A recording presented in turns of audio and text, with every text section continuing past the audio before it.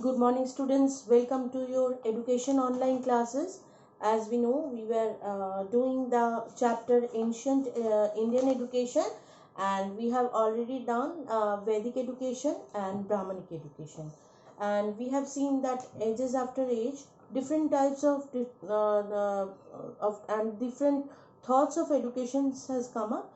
And finally, today we are going to discuss about Buddhism or Buddhist system of education.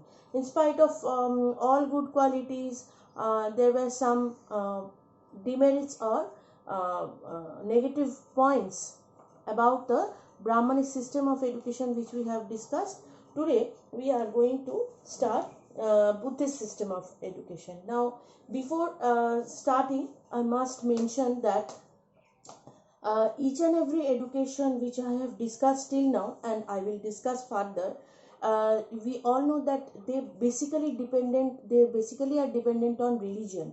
So religion was considered. Now how they will look and what was their way of observing the religion, that was very important. So today, among the topics of discussion, first we will discuss about the religion, and then we will start discussing about the centers of learning, and finally how the admissions used to be taken. Now, Buddhist system of education was more or less parallel to Brahmanic. I mean, the time was more or less same. Along with the Brahmanic system of education, Buddhist system also came up. But the thing is, they do not contradict each other. Means it was not that Brahmanic system of education, what they were saying, the just the opposite was said by the Buddhist. No, it was not. But it was a different system of education, and the religious thought, which was the main factor of the educational setup, was somewhat different.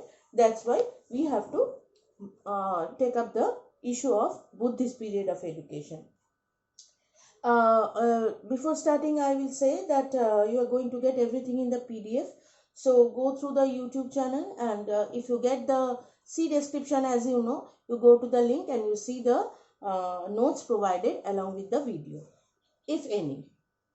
Other than the Brahmanic educational system, another important system came up, Buddhist system of education. This system of education was mainly based on non-violence. So violence, as we know, it is not at all preferable, it is not desirable for human being or even for other animals. So non-violence and not harming others was the main basic point of Buddhist system of education.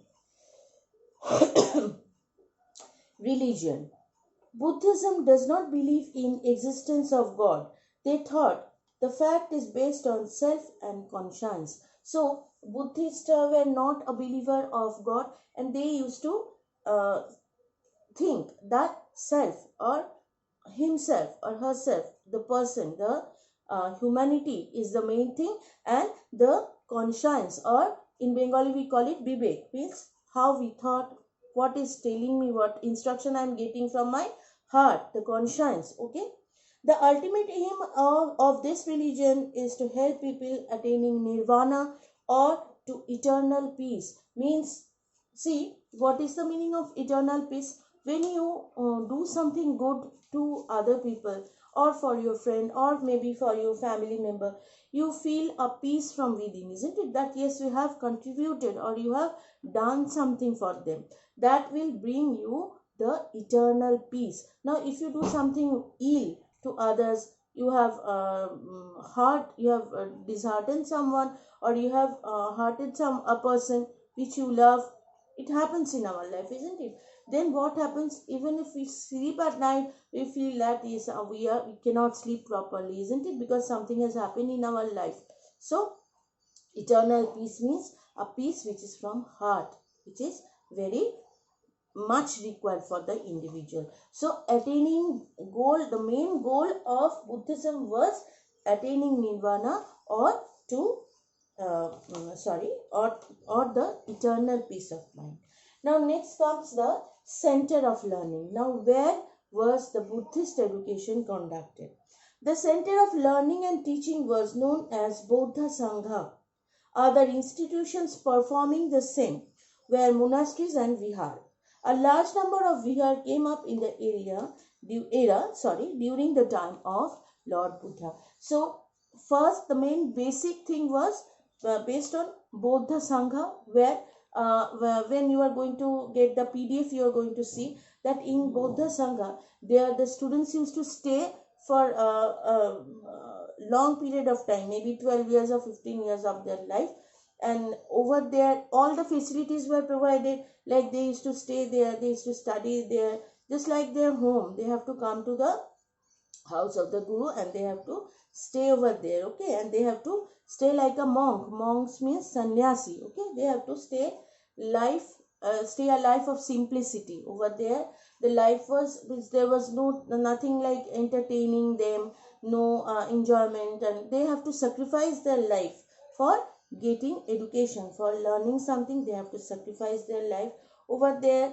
All the facilities were provided to them for basic living, but no arrangement of luxury, because when we will continue the next part, we will see that in Buddhism or Buddhist education, there was no place of entertainment, there was no place of recreation, and life was very much restricted, okay. And thus there was a system of rules and highly instructed rules and regulations which have to be followed by the students. So the center of learning, as we were discussing, was known as Bodha Sangha, and other institutions performing the same function were monasteries and vihar. Vihar, we will see that there in a vihar, Bodha Vihar, there are many rooms where the students used to stay and they used to perform their regular duties, they used to get education like that, and monastery.